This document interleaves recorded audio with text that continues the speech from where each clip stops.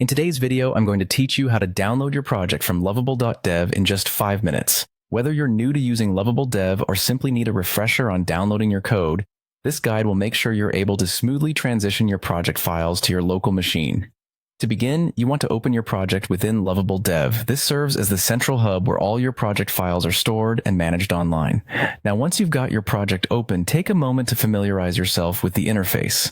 At the top right corner of your screen, you'll spot the GitHub icon. This is your next stop. When you click on that GitHub icon, you should see an option titled Connect to GitHub. This is a crucial step because it allows Lovable Dev to sync with your GitHub account. By doing this, you're ensuring that your project files can be seamlessly transferred. After selecting Connect to GitHub, you will need to authorize your account.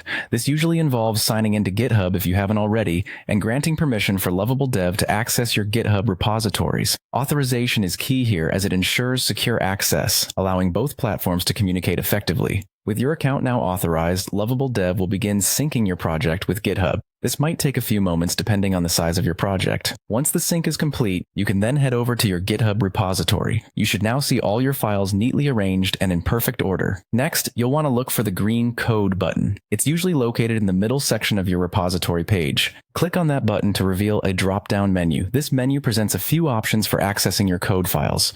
For the purpose of downloading, you need to choose the Download Zip option from this menu. Clicking this will package all your project files into a zip archive, an efficient way to store and transfer files. Save this zip file to your PC in a location that you find easily accessible. Your desktop or a dedicated project folder are popular choices.